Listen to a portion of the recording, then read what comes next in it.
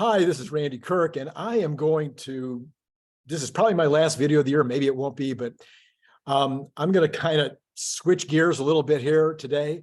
And I am going to address a subject that I think will be near and dear to your heart. I think it'll be something that will cause you to just shudder. I saw a headline the other day that Elon Musk is now the most hated man in the world. He has passed the Trump man. He is now more hated than Trump. I can't imagine he's more hated than Putin, but there's a lot of Russians who like Putin. So who knows? I don't know, but this was the claim that was made. So I don't know. I'm not going to try to prove the claim or disprove the claim. What I'm going to do is I'm going to address something that is asked on Twitter all the time. I mean, practically every day, at least in my world, almost every day, somebody says, how can they hate him so much? The guy is like a combination of Edison and Da Vinci and Newton and go down the line forward. How is it with the heart that he has, with the mission that he has, with the fact that he's not spending his money on himself, with the fact that he could retire tomorrow, but instead he chooses to continue to go on and on and on to fight the fight for the mission that he considers to be so important to the future of humankind? Why is it that so many people attack him and claim that he's some kind of demon?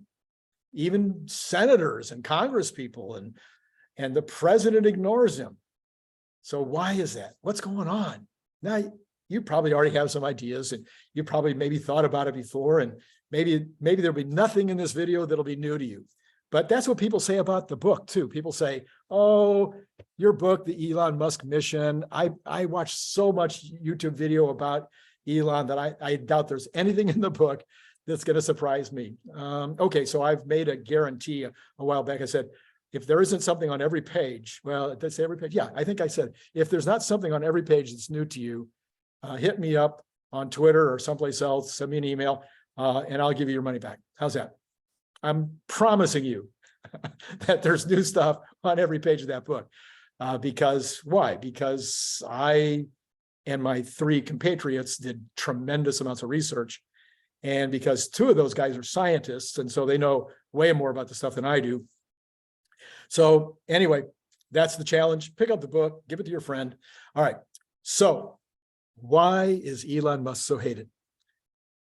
Well, first of all, the human condition has this thing. It's right in the Bible. There's this envy thing. Envy is a killer. Your neighbor's lawn is greener than yours, and you're envious. They just got the new Tesla and you don't, and that's a reason for envy. That would be. I'm sorry. I'm sorry. Never mind. No, envy is a horrible thing. Everybody knows that envy is a horrible thing. You've been told since you were a little kid, don't envy. It's a soul killer. It's something that hurts you, not the person you're envying. So, but it is a human condition, and if you have been able to avoid it in your entire life, you're a better person than me. So envy is a huge, huge, huge problem. Now, what do you say, oh, they're envious because he's so rich. Maybe, everybody would like to have, they think they would like to have billions. I've read, my wife in particular has read some books about the rich and powerful, and I'm not sure that I want their life. In fact, I can say straight out, I don't want their life. It's horrible. You're limited in who you can talk to. You basically only get along with and can talk to people in your same billionaire class or your 100 millionaire class. Anyway, there's a lot of stuff that you would not want. But some people look at all these rich folks and they're like, yeah, I want to be that. That's what I want to do. I'm gonna take out a lottery ticket because I want to be wealthy. I don't want to work for it. I just want to be wealthy. Okay, so there's a lot of envy going on, and envy does create hate. Okay, if you're envious enough, it does create bitterness in you, and that bitterness can turn to hate. So that's enough reason right there. And then if you happen to be socially on the left or politically on the left, there's this additional inclination to hate the rich because of, I believe, mostly envy. All right, so let's go to number 2. Threat. Elon is a threat to many, many people. Okay, he is disrupting the automotive industry. He's disrupting the energy industry. He's disrupting the AI industry. He's disrupting the entire rocket industry. He's disrupting the telecommunications industry. Just keep on going. He's disrupting the auto insurance business. He's disrupting all of these different industries. And guess what? There are company owners and employees in all those industries. When I was a kid growing up, my dad was an electrical engineer, and he worked for Edison for a while, and then he went to work for Maloney Electric. Both of them competed very heavily with General Electric. We were not allowed to buy any GE appliances, period, because they were the enemy. Okay, I mean, I'm sure you have similar stories. I'm sure that maybe the company that you work for right now, you have competitors that you consider to be the enemy. So there's millions upon millions and millions of people whose futures are at risk because Elon Musk is disrupting their industry. So it's a little hard to be like all lovey-dovey about a guy that's disrupting and could mean that your company or your job goes away. So that is a threat. There's other people that feel threatened by Elon, but that is a big category, would be all the people who are competing with Elon. Another one would be that his products are disrupting normal life. Twitter comes to mind. If I'm on the left, I really liked Twitter the way it was. I liked the conservative commenters were being kicked off of Twitter, are having their brain thinking the whole time that they're tweeting, I can't say something because I might get kicked off. If I'm on the left, I'm saying I like that. I don't want it changed. So if Elon comes along and says, no, I want this to be a fair free market of ideas situation, and I'm not going to throw people off just because they're not part of the current thing and agreeing with everybody with regard to what is the newest social premise. And anyway, if somebody's disrupting my Twitter, then I might be mad. And you can see people that are mad. Oh, I'm going to leave Twitter. By the way, I'm using Twitter to tell you that I'm going to leave Twitter. And then I don't leave Twitter because I can't leave Twitter. Anyway, but yeah, I'm mad. I'm upset. I'm angry that I've lost this forum that I used to own in terms of my political point of view. And now I've got to share that forum, and I might have to actually defend my points of view. Anyway, however you feel about what Elon has done with Twitter, the truth is that there are people out there who are not happy with the fact that Elon is changing Twitter. Lots and lots of folks like engines that are really loud. I like engines that are really, I don't like them that loud. But you grew up in an age where part of your identity was around how cool your car was and how fast it was and how loud it was and how much it sounded vroom vroom when it was going 0 to 60.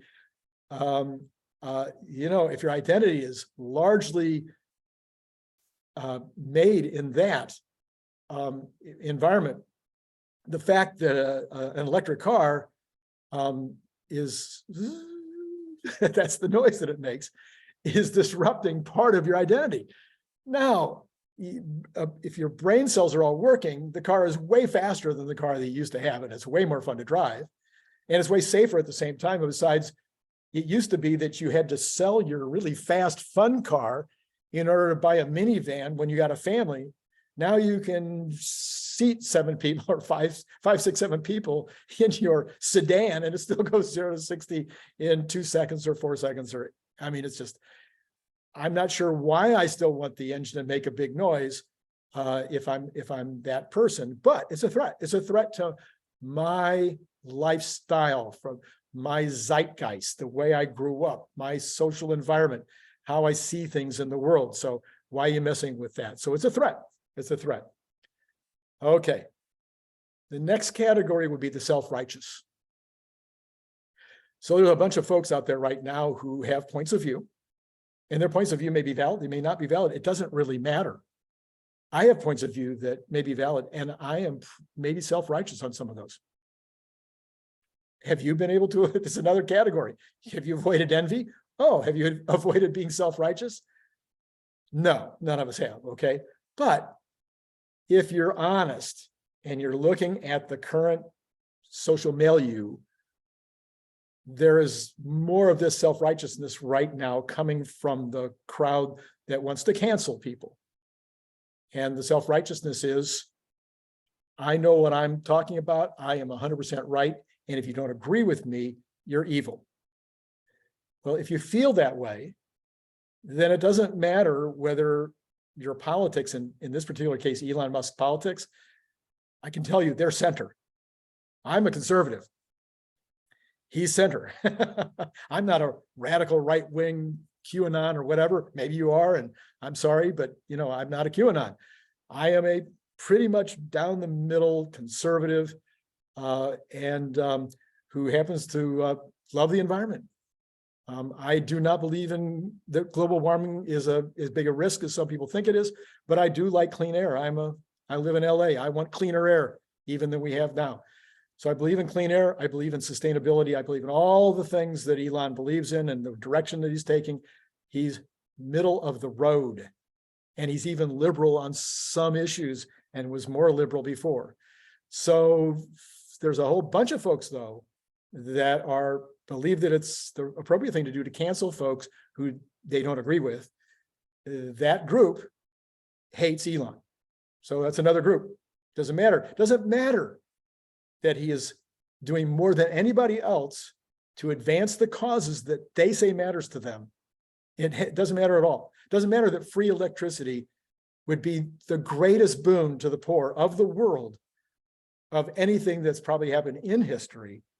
Free electricity or near free electricity would just change the world and will change the world. I believe it'll change the world. And he's at the forefront of bringing about a time when energy will be too cheap to meter, according to Tony Seba. So it doesn't matter that he's doing these things that are positive in the direction of the things that folks that are left of center would like to see done. What matters is that he has opinions that don't fit the current zeitgeist, the current thing, their way of thinking. And so they hate him. Okay, so that's another group. So then there's the hate the billionaires thing. One of the funniest things I think I've ever seen is the millionaires who hate billionaires. The millionaires who say that the billionaires couldn't have got there except by doing things that are cutthroat, are dishonest, are using child labor, are the millionaires, multimillionaires. Somebody comes to mind, some senators, actually, a couple of senators, a few senators who are multimillionaires. But billionaires couldn't have got to where they are without lying, cheating, stealing, but they have become multimillionaires through totally legitimate approaches. Now, somebody who lived on the west side of Los Angeles for 50 years and who knew lots and lots and lots of multimillionaires, I will tell you that they were fine people that were as honest, ethical, morally upstanding as anybody in the audience right now. I can tell you for a fact because I was really close friends with a lot of millionaires. And maybe you'll comment below. Maybe you're a multimillionaire and you think you're a pretty honest person. So therefore, if I extrapolate from that, I'm going to say there's lots of billionaires who are squeaky clean honest. And yeah, somebody else may disagree with something they've done. They laid off people, or they shut down a company or whatever. And that's horrible. How horrifying that you did that. Yeah, but how many companies did you build? How many people did you employ before you had to shut it down? I mean, it's nonsense, but there you go. Okay, so there's people out there that just hate billionaires because they think they're dishonest or they got there through ill-gotten gains, or even that they inherited it. How many people talk about, oh, Elon, his dad owned emerald mines and that therefore he had all this wealth that he could just ratchet up from. read my other, well, read anybody's biography. You don't have to read mine. You can read the Elon Musk method. I go into a little bit of the bio in the Elon Musk method. And in that book, you'll see it's just nonsense. The Founders is another one. I'll be interviewing the author of the Founders first thing in the new year. I think this will be a fascinating interview, but he has done the research. And I tell you, Elon Musk slept under his desk and showered at the Y. He did not use his massive wealth that his dad had in order to ratchet himself up. He's built these companies. All right, so that's another group, though, billionaires. Here's a big one. Here's a big one. Maybe this is one you hadn't thought of. He left the tribe.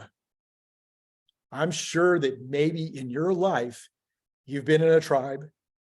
You started to not agree with that tribe. Maybe you just moved from the tribe. Maybe there were people in the tribe you didn't like, and so you kind of stopped hanging out with that tribe and found a new group to hang out with. And what happens? The folks in your old tribe might not like you anymore. They might even diss you in public. You might hear some really nasty things being said about you from the old tribe. Again, it's just human nature. We are tribal. We're still tribal. No matter how much we've become sophisticated, we are still tribal. So Elon left the tribe. He left the tribe in a big way. He was considered to be left of center. He is now considered to be slightly right of center. Some think he's really gone off the deep end on the right. He has not, as I mentioned, but he has left the tribe. He is no longer one of them. So he could have been the opposite. It wouldn't have been any different. He could have been on the right, and he could have left the right tribe and gone to the left, and the people on the right will be saying the same thing now. So this is not a right versus left thing at all. It's just a truism. He left the tribe, and so some people are going to say, no, that's not okay. You left the tribe. Okay, so that's another one. A bunch of folks on the right, so we'll make this an even playing field. A bunch of the folks on the right have never liked Elon. Why haven't they ever liked him? Well, he wasn't in the tribe to begin with. So his vision for the future was that oil is going to run out, and that natural gas is going to run out, and that coal is dirty and oil is dirty, and that the future is only going to be sustainable if we switch to electricity. And that besides that, there's CO2 in the air that shouldn't be there. It's way more CO2 than in history, and this could have negative consequences. The IPCC does not say that it's the end of the world anywhere in it. I've read it. There's nothing in there that says the end of the world is coming. So anybody that says that, they're not basing it on the United Nations report. The United Nations report says a lot of people might have to migrate. The United Nations report says that there might have to be mitigation that's put in place. Well, people in Holland have been mitigating for a long time. The people in New Orleans have been mitigating for a long time. And I don't know if the future migration that they're worried about will be any greater than the current migration from the northern states of the United States to the southern states of the United States. 25 years ago, Dallas, Fort Worth, et cetera, were not the biggest cities in the country, and now they are. So I think they have 4 of the top 10 now in Texas. So the migration is something that humans do. They might have to migrate again. I don't know. I don't have a crystal ball on any of this. But Elon Musk says that global warming is a thing, that it's human caused. I think humans have put that CO2 in the air, absolutely. But is it enough to change the world? I don't know. And Elon doesn't either. He said it over and over again. So therefore, the right says, oh, you kind of believe in that stuff and we don't think we want our life disrupted by eliminating coal, gas, oil, et cetera. We don't want that disruption. We're afraid of the future. So we're gonna diss on you because we think you're hurting things, or there could be some pain in the process. You and I know that the truth is that Elon is going to create an awesome future because the cost of things are going to drop dramatically. And we're all going to be wealthier because of the things that are taking place. And sustainability is great. Why not get your energy from the sun and the wind? Makes sense to me. All right. So that's the next to last one. I've only got the one more. Oh yeah, that was the list. I wanted to finish by saying, the good news is, unlike me, I mean, I get hurt when I see one bad comment. So don't leave any bad comments down below. Okay. No, I like challenging comments. I like stuff that there's a quality to the comment, even if it's not what I believe, and it takes me to task. But some of the negative comments below, no, I don't like those. And so sometimes I get a little hurt by those negative comments. Elon seems to take it all. My mom used to say, deal with it as water off a duck's back. That was repeated, I don't know how many millions of times when I was growing up. Elon seems to have got that message. Maybe I'm wrong. Maybe he cries himself to sleep every night because so many people hate him. I don't think so. And I don't think it's going to change his direction. I don't think it's going to change his intensity. I don't think it's going to change his passion. But those are some of the reasons. If you've been wondering why so many folks hate Elon, now you got a whole list to go along with that. So it's been great talking to you today. See you next time.